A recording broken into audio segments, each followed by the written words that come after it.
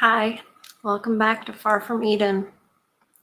Buckle up, you guys, because we're charging right ahead in our series on this book, written by, I'm showing the screen, because a lot of you have said, why don't you tell us what the book is called? Why don't you tell us who the author is? Well, because I have figured out that the overlord robots don't like that.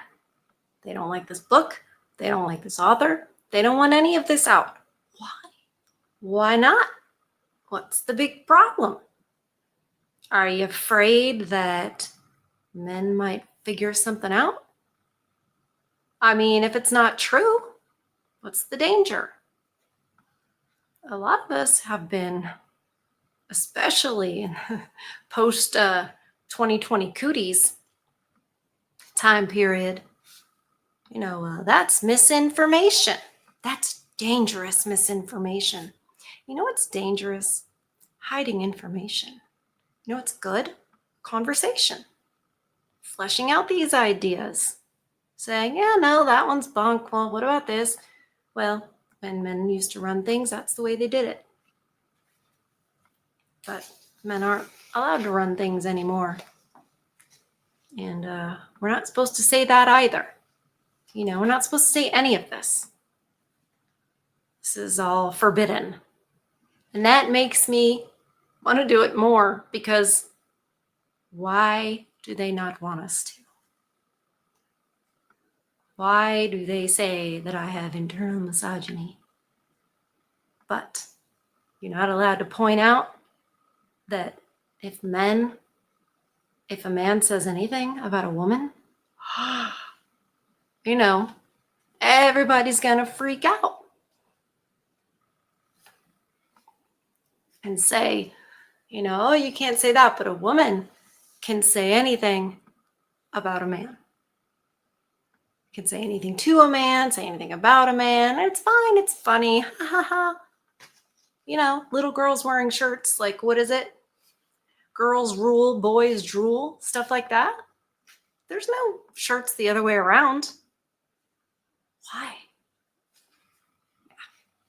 So we are on chapter 9, even though this is the eighth installment in this series.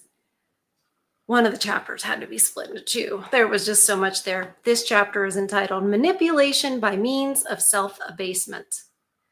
Last time we talked about how Ms. Villar says that men are trained through praise.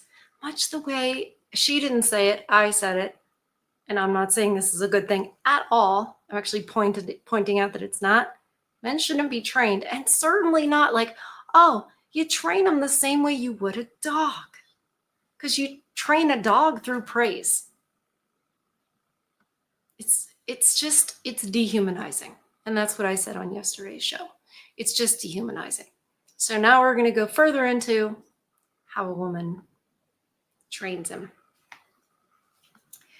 A critical man might well say that women have no self-respect. If they had, they would never admit the incredible extent of their ignorance as happily as they do. By the way, if you're already liking this video, please hit that like button. Or if you start to like it at any point in the future, please hit that like button. I thank you very much. Let's get this message out. There's a lot of men that have never heard of this book. There's a lot of men that have no idea what's going on. There's a lot of men that think that it was just their wife. They just chose wrong. Or that it was all their fault. Please hit that like button so that blue-pilled dude can get this message. How easily man forgets that his own standards of honor, pride, and dignity are all instilled in him by women, and that the very masculinity of which he is so proud is but a sign of successful manipulation.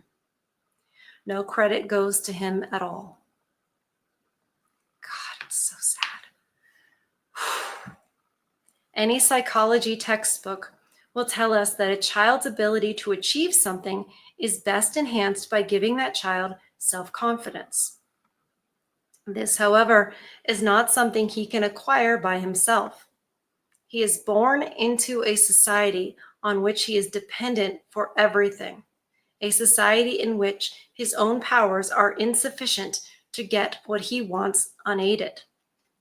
So, as a woman's first interest lies in creating an adult capable not only of providing for himself, but for others as well, it is of utmost importance to instill self-confidence in this youth. That's the father's deal, is to raise him into adulthood. The woman cannot do that successfully. Like, look around. Yes, there are exceptions. Absolutely, there are exceptions, but it's really the father's role to do that, especially with a boy. Interesting, she's not pointing that out at all. She's not talking about what the father's role is as the parent, and that the mother's usurping a lot of that to sort of control the boy and keep him close to her, doing her bidding. She starts by minimizing the dangers of life, insofar as she herself is aware of them. She closes his eyes to the possibility of death, or promises him eternal life as a reward for being good. Good, that is, by her standards. Right, she gets to decide. And I hear nothing of, teaching him that he's made in the image of God and that his value is intrinsic because of his creator, etc. And I know that is because Ms. Villar is secular, does not see that as real. It is. And there's a huge problem when you don't tell your sons that that is where their value comes from. Because obviously, if you don't tell them that, then their value can come from you and how good of a job you say they're doing as their mother. Where in reality, it should be like, no, you're doing your best. That's all you can do. I'm proud of you. Your Father in heaven is who made you, and he loves you unconditionally, and you will never be perfect. All of these things that one would learn in a Christian framework. And that's one thing that Ms. Villar is missing. But it doesn't mean that she's wrong about this manipulation and training, because she's right. She's right. Oh boy. She tries as hard as she can to give him a sense of imbecile optimism that will best prepare him for her manipulation and for life in general. Wow. Okay. As we have already seen, praise is one of the best ways of inducing self-confidence and of enhancing productivity. There is another method which is as effective: self-abasement on the part of the woman. So interested to see how she describes this. If a woman were not superior to her child, at least in the early stages of his development, the human race would cease to exist. A good mother will take the greatest care, however, never to let this fact impede her child's development. She does not want to turn the tables on herself and keep the boy tied to her apron strings for longer than necessary. As soon as possible, she will try to give a male child a sense of superiority toward herself. Exactly. Oh, Miss Villar. Well, my goodness, that sounds to me like God's order of things. Funny how that works out to be the best way. Anyways, a kind of advance against achievements to come. Yeah, that's true. It's super important. But you're not given that. Wow, she's blowing my mind right now. This gives him the first experience of confidence. She may even go one step further and deliberately pretend to be less intelligent than she is, giving him a head start he will never lose. Yeah. This, of course, is providing he grows up to be a proper man, and she will take care of that. As the value, maybe she's being sarcastic, but I personally think, yes, she needs to recognize that as he matures, he is above her in the hierarchy of things. He's absolutely above her, making sure we don't have the same Wi-Fi issues that we did yesterday, although as if I know how to check. Oh, well, I'm going to figure out how to plug it in directly. I know that sounds like, well, you plug it in directly. I know, but there's cords to get, stuff like that. I will do it, I promise. So you don't have the same issues that we did yesterday. Okay, goodness gracious. As the value of woman in society is not measured by intelligence, but by completely different standards, in fact, there are no standards. Man needs her, and that is enough. Okay. In fact, there are no standards. Man needs her, and that is enough. Actually, there should be standards of purity, standards of piety. Those are standards we used to have. Feminists don't recognize those as standards because they don't see those as valuable. It gets in the way of all the things they want to do, gets in the way of degeneracy and stuff like that. But there used to be standards for women. Wow. Okay. She may be as stupid in appearance or in reality as suits her convenience. This is something women have in common with the wealthy. Who cares if they are intelligent so long as they are rich?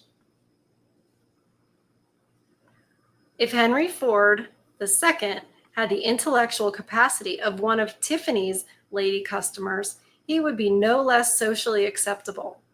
Only his chauffeur cannot afford to be stupid. Like a millionaire, a woman can take any risk, and it can justly be said that all the risks she takes are sure things without hurting herself at all.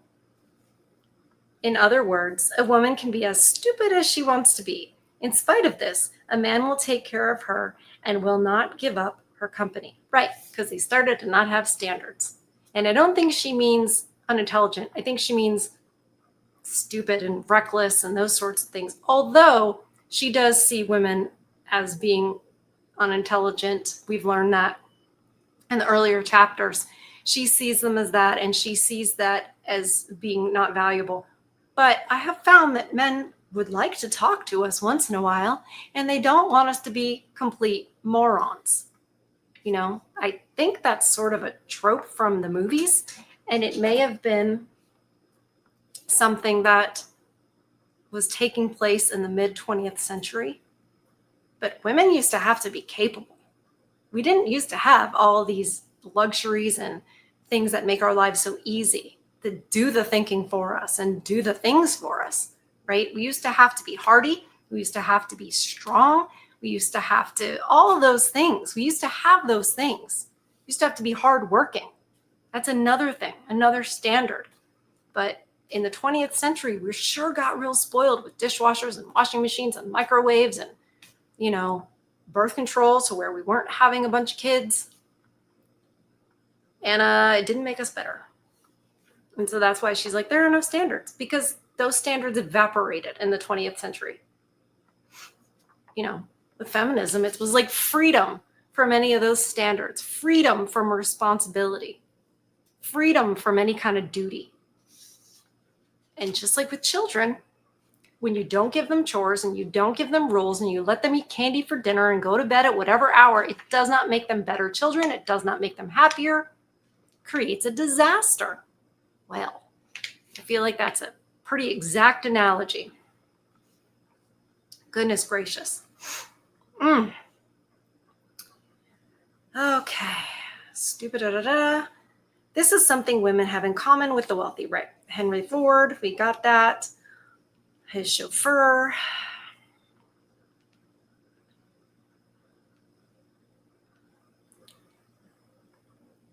Yeah, a woman can be as stupid as she wants to be.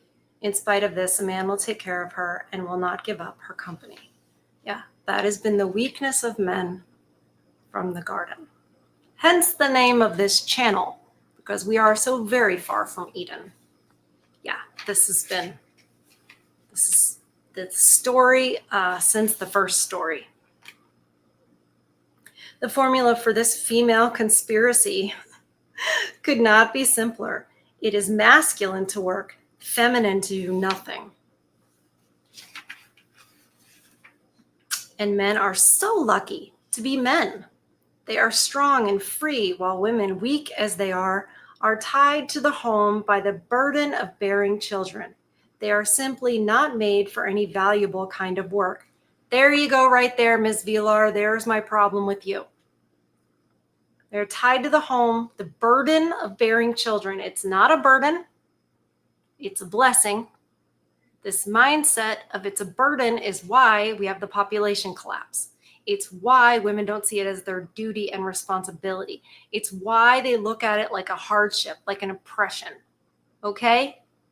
All right? Your secret blue hair is showing, Ms. Vilar. She sounds like a good MRA. Let's all be like men. Let's all be men. Okay, great. That's not how society's meant to function. And then she says they are simply not made for any valuable kind of work. Well, guess who values them as mothers and wives, Ms. Vilar? Men. Men do. Men want wives and they want mothers for their children and they want families and they always have. That's what they want. That's why they work the way they do.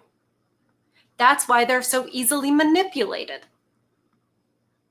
Because they want those things. At the end of the day, they want those things.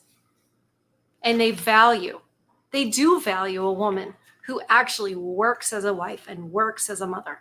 They value that. You are the one who sees it as not valuable.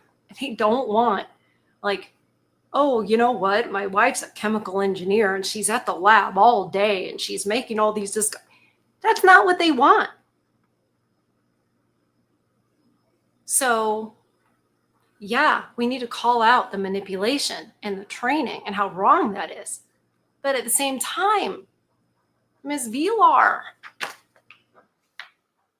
I know she'll never see this, but I wish you could see that most men actually want a woman. The problem is they don't want to be women anymore. And I guess that would also include her.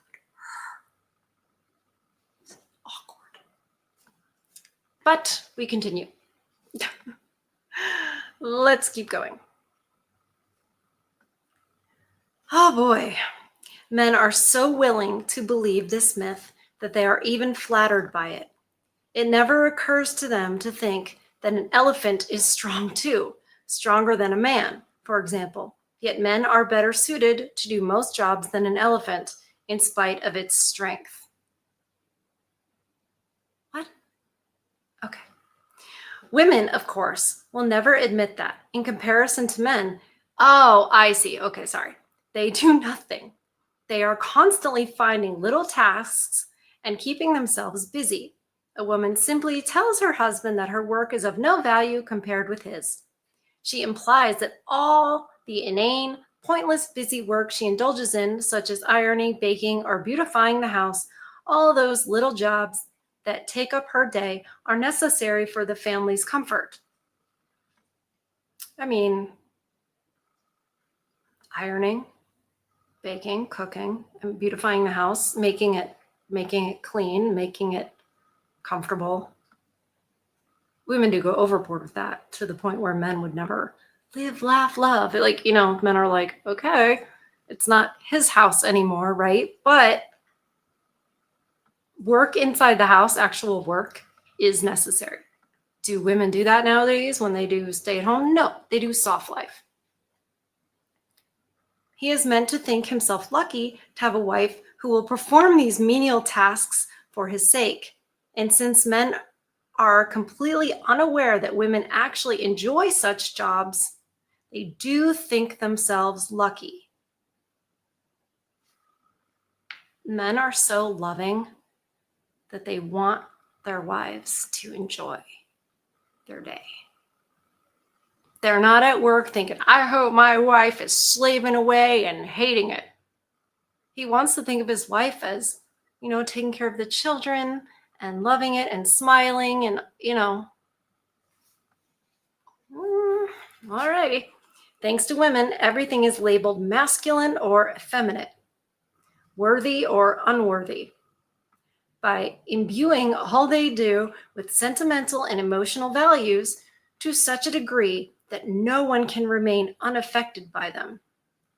Women have created for themselves a fool's paradise. Whatever they do is pointless compared with male achievements, and since they say so themselves, why should men quibble?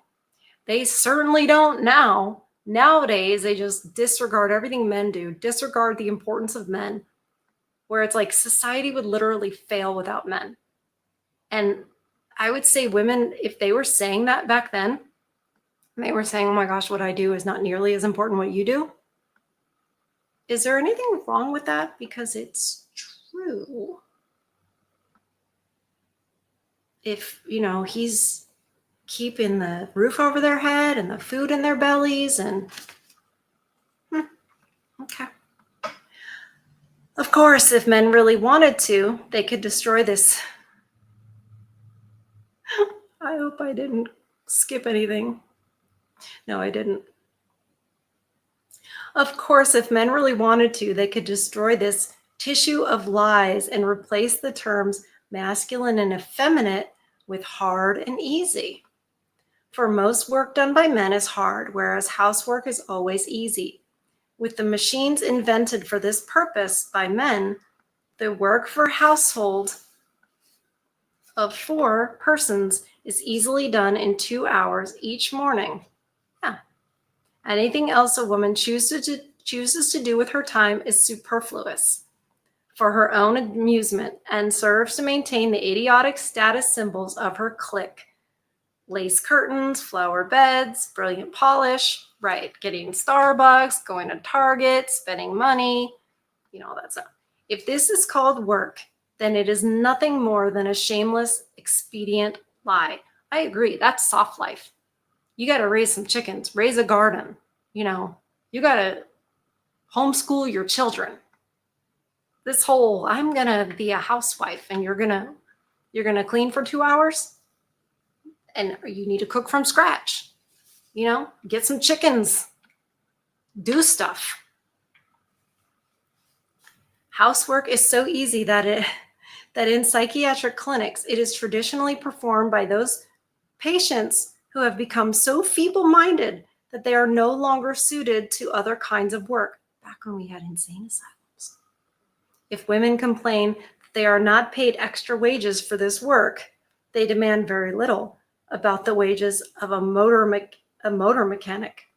It is only a further proof of how attractive this work is to them. Not anymore. It's oppression. 2 hours of housework and then sending the kids off to school? That's oppression. How dare you? Furthermore, such demands are short-sighted, since they may one day lead to an actual evaluation of women as a workforce with commensurate. I know that word. I just can't pronounce it right now. I'm having MS brain. Wages. With equal wages. That's where we are, Ms. Vilar. They would reveal to what extent they live at man's expense beyond their means. Yeah. Excuse you, little miss. She's acting like a cat. Still, man has been accustomed to female terminology since childhood, and he has no desire to undermine it. He needs the feeling of doing something great when he supports a woman. He needs to feel a woman could not do his work. Without this conviction, the monotony of his own life would drive him mad. He has only to feel for a second that a woman could do his job as well as he can, and he will double his own efforts at once. Do you guys think that's true? You tell me. From time to time, as she sees fit, a woman might wish to create this impression so that the customary distance between himself and the weaker sex is maintained and his self-confidence is restored. It is simple to analyze this vicious circle. Women invent rules, manipulate men to obey them, and so dominate the male sex. Of course, these rules in no way apply to women themselves. Double standards. Yep. Oh, I can tell I'm shrinking. Sorry. Sit up straight. Sit up straight, Erin. Okay. The male sense of honor, for example, is a system invented by women who loudly exempt themselves from it. They renounce the concept of honor and as a result manipulate men. Yep.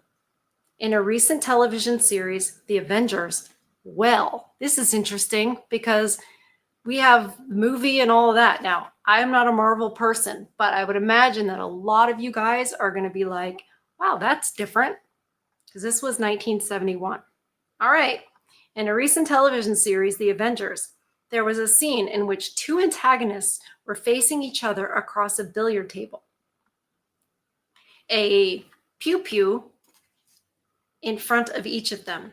It was agreed that to give them each an equal chance, they should count aloud up to 3 and then go bang. The hero, however, grabbed his pew-pew and bang-banged at the count of 2, thus saving his own life. He chose to remain outside the system and was therefore in a position to manipulate the other, who, although in mortal danger, preferred to stick to a system approved by society rather than to use his own judgment. Aha! One of them cheated, is what you're saying, Ms. Vilar. By making her own work appear degrading and contemptible, woman brings man to the point where he will undertake all the other tasks. In other words, everything she does not want to do. After all, she was there first as his mother. So she has first choice. A man loses his self-respect and feels useless if he has to do woman's work. In fact, many men are deliberately clumsy at housework, and women love them for it. Boy, this has changed. But I remember back just seeing on some like sitcoms where the man would, purposely mess something up so he wouldn't be asked to do it again. I don't know if that was actually playing out, and she's trying to say that women are like, oh, it's just too hard for me. You're so big and strong. I bet you can do it. And I'm sure there was a lot more of that going on, but I don't know that there's a lot of that now. Maybe a little bit. Like if a woman gets a flat tire, she will all of a sudden go into damsel in distress. This is kind of a damsel in distress type of a manipulation. Like, oh my God, do you know how to change a flat tire? I don't know how to do it. Oh, thank God. Thank God you came, because I wouldn't know how to do it. Blah, blah, blah. So it's there. And I would imagine it was there a lot more in the 60s. For the ones who weren't burning their bras or that sort of thing, you probably had the, oh, I just couldn't possibly, you're so big and strong, blah, blah, blah. Like, just appreciate him for real. How about that? And how about serve him? How about you do your job and you serve him? I don't see Ms. Vilar saying anything like that, because at the end of the day, she's secular and probably in her own way, kind of a feminist. You know what I mean? Because she wants all the women to, design a way to visit other planets and stuff. She's obsessed with space. It's very strange. Such clumsiness is so adorably masculine. If a man is capable of sewing on his own button and does so, he really is not a proper man at all. There must be something wrong with him if he pushes the vacuum cleaner around the house.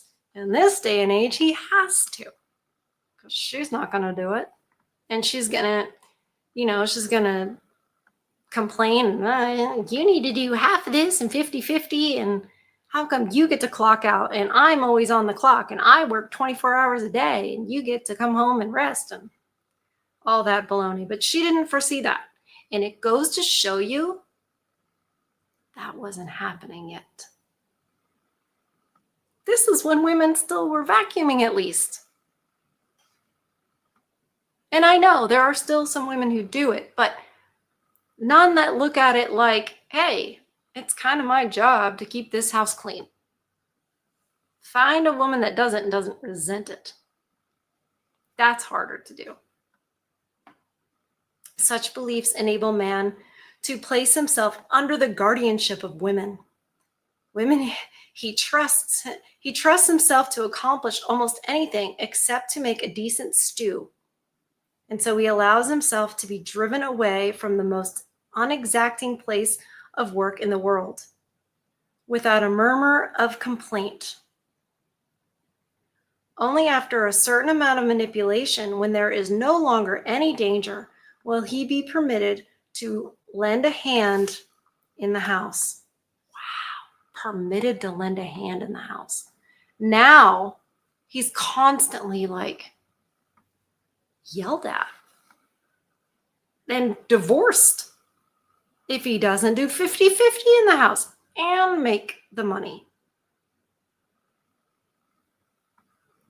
Even then, woman always gives strict orders because he really does not understand about such things. Yeah, because she was in charge. And that was the problem. She was in charge of the house. That is not her house. That is his house. And it does not help her if she's the boss of everything, because it's unnatural. It's really unnatural. He will always feel vaguely humiliated by a job of this nature, and therefore will never notice how much more agreeable it is than his own. To avoid having to exert effort, all a woman has to do is heave a sigh and indicate that she, as a woman, is simply not capable of the task. Like I was saying earlier, I just can't change a flat tire. If she merely hints to a man, preferably with witnesses present, that he drives so much better than she does, she has found herself a chauffeur for life. Yeah, they don't compliment men anymore like that. This actually, to a lot of men, probably sounds like such a better world. But the thing was, it was so broken here. It was already broken here. The overlords could not let this book be widely read or let this woman be widely heard, because then they would see a problem and they would address it, rather than the trajectory keep on going to where we are here and now. It's always heading someplace worse, because the people who are doing it are quite evil. Look at the motorways. They are full of women being driven by their husbands' chauffeurs. A woman will say that she cannot possibly, as a woman, go to a cafe or a theater or a restaurant by herself. There is no rational explanation for this. Women are served equally well or badly, whether alone or accompanied by men. But women are far more herd animals. We go to the bathroom together. That's why. We don't like to be alone like that. We are meant to be around our sisters, our children, our mothers, while we're doing household things. It was never meant to be like nuclear family, just alone, father, mother, children, where the woman is alone all day. We used to have communities where your female relatives were there too, shifting, because when the woman would have a brand new baby and she's recovering, well, the mother would be there. It was a group effort with the women folk. But again, we are not hearkening back to history. Ms. Vilar is not hearkening back to history at all for a point of reference. It's just all coming from her brain. And if she doesn't want to be accosted, here you go. You guys, this is what I've been saying. And if she doesn't want to be accosted, why does she dress to make herself so conspicuous. That's a way to call it. There's a lot of conspicuous looking ladies nowadays. No, instead, she will get herself a flunky who will drive her to the entrance as if she were royalty, fight for a table, order her dinner, entertain her, and finally pay the bill. And it's only now, in the last several years, that the men have been publicly saying, hey, why are we the ones that are paying for dinner and doing all these things? Why? If you're so equal, then what's the deal? Because the secular dudes are like, excuse me, why are you the princess? Now, the Christian guys, unfortunately, are like, oh yes, I am the king of the simps. I will defer to you and worship you, my lady, and all this baloney, thereby continuing the problem, for lack of a better word, to reduce it, right? There's no strong man of God saying, no, I don't date. Because dating is pretty much immoral. You're just going to break up, have experiences with people who are not going to be your wife. You can figure out who people are without dating. You really can. You don't need to spend all this money for her to put on a performance that isn't really her. No, it is not the best way to find a spouse. And in this day and age, it's not even safe to find a spouse because they can always, divorce you and get cash and prizes and take your kids and falsely accuse you and all of that, because the system is set up that way to favor women and give them all those things. It's not worth it. Not every woman will, but every woman can.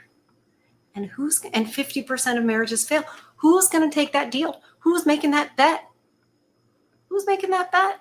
You have to be seriously, maybe not good at odds, maybe overconfident in your own abilities, and just really not clear of the nature of the fair sex, as they say. When a woman claims politics are too difficult for her to understand, there will always be a man ready to plow through the newspapers, study political journals, listen to protracted television discussions, sift other men's theories, and behold, when the time comes to vote, to present her with an opinion. I wish that was a better time, Ms. Villar. That was a better time. So armed with his conclusion as to what is best for his, hence also her position in life, off she goes to register his choice. She's a little secret feminist, this Ms. Villar. And that way, the election result is not in jeopardy. The alternative might mean the end of her personal well-being. Although she might not understand what politics are about, she is shrewd enough to realize this. Okay. One of the most fantastic flowers of this manipulation through self-abasement is the life of a well-to-do woman today, living comfortably in some pleasantly situated suburban villa, surrounded by children, dogs, other women, by every possible kind of labor-saving device equipped with television, sets, and second cars. This was a time unlike no other in history. 1971, microwaves, dishwashers, washing machines, suburbia, second vehicles. This was just unbelievable. The amount of the soft life these women enjoyed was like anything anybody had ever seen in history. It was really, they were so pampered, probably the most pampered people ever in history. Although we're pretty pampered now. It's just that we've been propagandized to think, oh no, you want to get out there and work in a career. What? We need to work in our homes for our families and not soft life. But anyways, I know. I go on and on about that. It's important. All right. Second card. She will tell her husband, possibly a lawyer or engineer, what a lucky man he is, what a fulfilled life he leads, while she, as a woman, is constrained to lead a life unworthy of a human being. Right? There's the oppression. She says this to the man who has paid for all that trash with his life, and he believes her. Exactly. Y'all should have never believed that we were like, oh, don't feel sorry for us. Like, why'd you ever feel sorry for us? Because your mothers, because you felt sorry for your mothers. And that's when the training began. The wife just took it over. And so you kept feeling sorry for her. You come home from working all day with the pressure of everything on your back, the pressure of the 2 cars and the house in suburbia and all these, gadgets and gizmos that make her life so easy. And you come home and you feel bad because she got to stay home all day in the comfort and ease that you provide, and you feel bad? Not you guys, maybe you guys. We've got some, boomers in the chat. We've got some Gen X. Like, our parents and grandparents were this generation, a lot of us. And the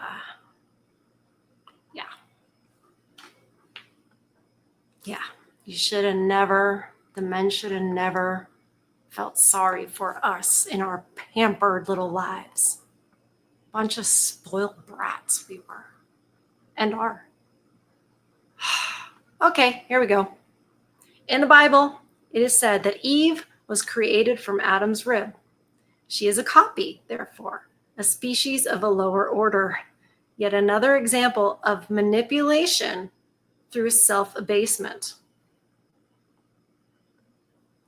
Well, yes, but we have to obey because we are lower in rank, to put it nicely for the YouTube overlords.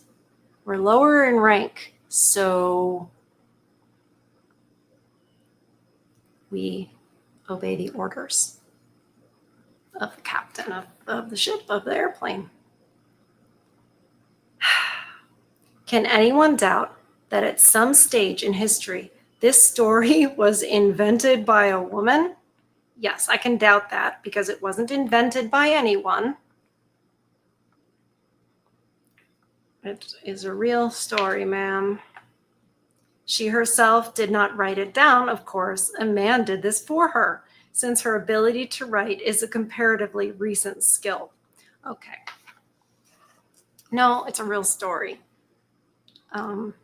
She doesn't want to think, Ms. Villar doesn't want to think, God, man, woman, children, because she wants men and women to be here, right? I think that's her frustration in women and her criticism of motherhood and the role of motherhood. So she doesn't call upon a woman's duties to the man, to the husband. But she is right about the manipulation. She is right about it starting with the mother and transferring to the wife. When in reality, the proper order of things is a daughter being properly fathered and taught how to be accountable, taught, structure and rules, responsibilities, duties, and transferring to the husband. But I think Miss Villard, that would explode if someone said that to her. You guys, she's really revealing the truth about the way women control men. And this was happening in 1971. I would say it was happening before that. And I'd also say that this was the start of male feminism.